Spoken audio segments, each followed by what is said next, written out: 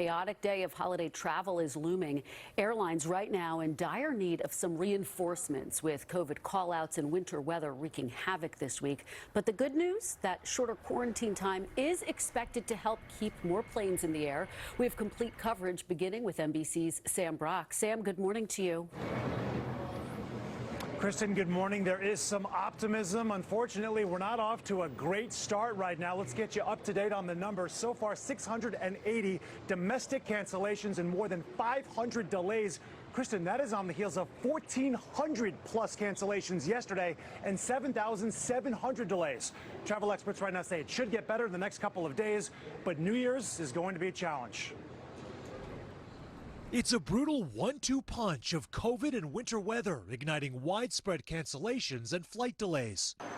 Both passengers and crews slowed by the rapid spread of Omicron. About 4 o'clock in the morning, and got to the airport, got on the plane, everything was fine, and then one of the pilots didn't show up. So we had to deplane. United Airlines says roughly 1 out of every 30 of its flights was canceled Monday. And widespread delays meant fewer than half of all passengers made it to their destination within 4 hours of the expected arrival time. For Delta, weather snarling traffic at key hubs like Minneapolis, Salt Lake City, and Seattle. It was a pretty tough night. I spent about close to 12 hours in the San Francisco airport. One Delta flight from Tampa to Atlanta had to deal with potentially criminal behavior. You got your mask down. In a sign of the times, a woman berated a man for not wearing his mask while not wearing her mask. As soon as we get in Atlanta, you're going to jail. It devolved into spitting, punching, and scratching, that woman then appearing in a federal courthouse Monday. Delta saying in part the company has zero tolerance for unruly behavior at our airports and aboard our aircraft. Meanwhile, Airlines for America and several airline CEOs supporting the shorter quarantine time just issued by the CDC for sick crew members. But the Flight Attendants Association has deep concerns.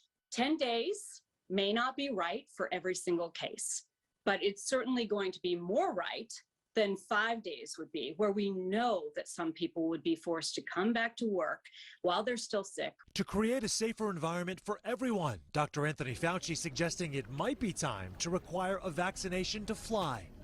If you want to do that with domestic flights, I think that's something that seriously should be considered. And Dr. Fauci, of course, did clarify with you last night, Kristen, that he has not recommended to the president a vaccine mandate for flying. He says there's no decision on that coming in the foreseeable future. As for the U.S. Travel Association, that has voiced its opposition to this policy previously, only a couple of months ago. Kristen, back to you. One of the angles we continue to follow. Sam Brock, thank you. We want to bring in Jacob Sobro.